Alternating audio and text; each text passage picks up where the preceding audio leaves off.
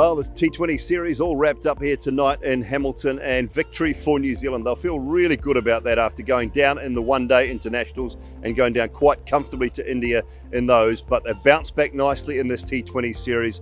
India were very good at Eden Park, but New Zealand just a little bit too good here tonight. And what a great way to finish with a cracking game and just a 4-run deficit in the end. There were some unusual moments throughout the night, I will say, and Dinesh Karthik not taking that run to long on late in the piece. I don't think it cost India in the end. It was just the fact there were a few too many runs, and they just lost wickets at crucial times. Rishabh Pant's wicket, I think, probably the turning point in the match. Him getting out just at that time, he'd come out and blazed away early. It just might have been the turning point for India and one of the reasons they couldn't carry on. MS Dhoni as well, getting out too long on. A little bit tough for the Indians to chase down that big total tonight. But good effort from New Zealand, from the Black Caps. And if I look back through the one-day internationals and perhaps even the T20 series, the positive notes to come out from New Zealand, there weren't too many during that one-day series. But you'd probably say the new guys that they brought into the T20 setup were the keys to just maybe giving New Zealand a little bit of life moving forward. Blair Tinkner was good, I thought, tonight. Daryl Mitchell,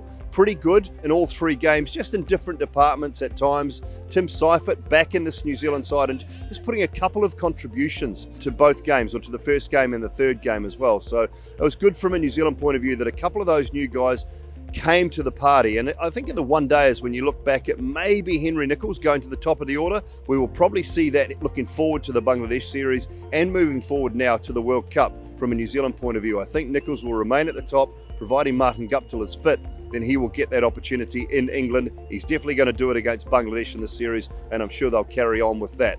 Couple of questions, I guess, from an Indian point of view through the series. Obviously, without the big name of Jasprit Bumrah, of course, Virat Kohli missing the T20s in the last couple of one-dayers. So their team changed a little bit throughout the series. But I think the real positives was that they found in Mohammed Shami throughout Australia and in New Zealand that they had quality backup to Bhuvaneshwar and to Jasprit Bumrah. It was good to see Hardik Pandya back from my point of view. I love watching Hardik Pandya play. So the rise of Hardik Pandya just continues, and he'll be definitely back in that Indian lineup for the World Cup. So that's a positive from their point of view. I think the bowling of Krunal Pandya for the first two games and then his batting again tonight in the third and final 2020 game.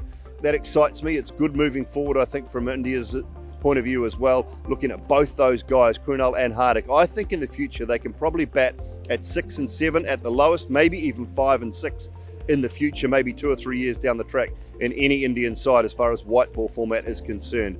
So positives are plenty, I'm sure, for India. They've had a really long, tough time of it in Australia and in New Zealand, and they've finished off the series with a loss. But all in all, it was the one days that they proved totally dominant. And as we know, T20s can go either way.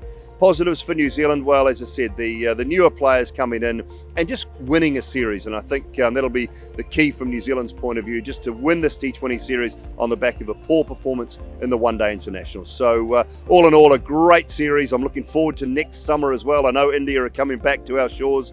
We've got plenty more cricket coming up as well. So looking forward to that. But at the moment, just wishing all the fans in India and around the world that are watching just a good time and a good night, I suppose. And after a very good tour from India's point of view, I'm sure they're looking forward to getting home as well. And it's been an absolute joy to be with you on Cricket Buzz throughout the series, and hopefully we'll do more through the IPL and maybe next year as well.